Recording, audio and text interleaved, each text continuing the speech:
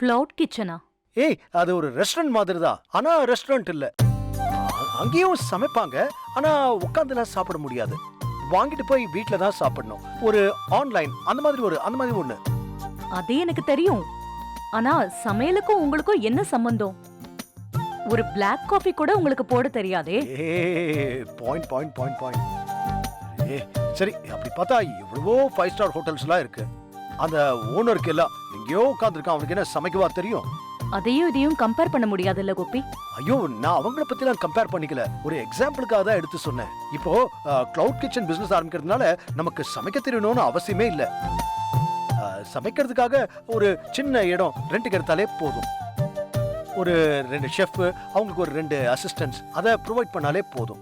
But customers வரணும்ல. ஏய், அதுக்கு ஒரு ஐடியா வச்சிருக்கேன்னா. ஃபார் எக்ஸாம்பிள், பெரிய பெரிய கம்பெனிஸ், கார்ப்பரேட் கம்பெனிஸ் தான் டார்கெட் பண்றேன்னா. இப்போ எங்கிட்ட நம்ம முன்னாடி கம்பெனியோட பழைய கிளைண்ட் லிஸ்ட்லாம் இருக்குல்ல, நான் அவங்க கிட்ட பேசியிருக்கேன். அவங்க ஆர்டர்ஸ் தரேன்னு சொல்லியிருக்காங்க. ஸோ நம்ம கிச்சன்ல இருந்து அவங்க கம்பெனிக்கு ஃபுட் டெலிவரி பண்ண முடியும். அப்புறம் ராதிகா மனசு வச்சா உன் கம்பெனிக்கும் நான் ஃபுட் டெலிவரி பண்ண முடியுமே. நான் கண்டிப்பா செய்வேன் கோபி. பட் அதை மட்டும் நம்பி எப்படி? என் ஃப்ரெண்ட்ஸ் நிறைய பேர் இருக்காங்க. அவங்களாம் ஹெல்ப் பண்றேன்னு சொல்லியிருக்காங்க.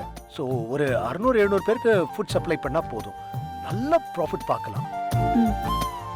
நல்ல சாப்பாடுனா கண்டிப்பா மக்கள் விரும்பி வருவாங்கல்ல.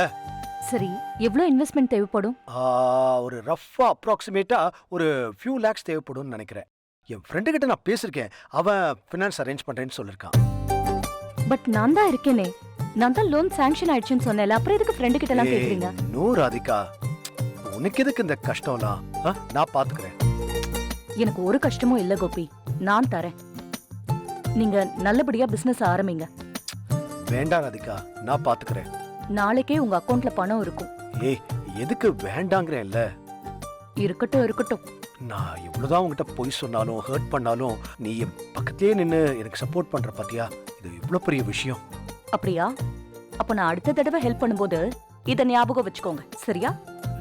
சரி, இது பார், 6 months நான் இந்த பணத்தை உனக்கு ரிட்டர்ன் பண்ணிடுவேன். ஓகே? அதெல்லாம் அப்புறம் பாத்துக்கலாம். முதல்ல பிசினஸ் பாருங்க. சரியா? All the best. தேங்க்ஸ்.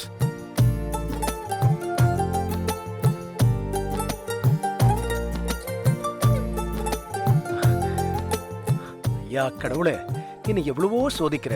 ஆனா இப்படி ஒரு பொண்டாட்டி எனக்கு கொடுத்துருக்க பாரு. நான் போன ஜென்மத்துல ஏதோ நிறைய புண்ணியம் செஞ்சிருக்கேன் போல் இருக்கு.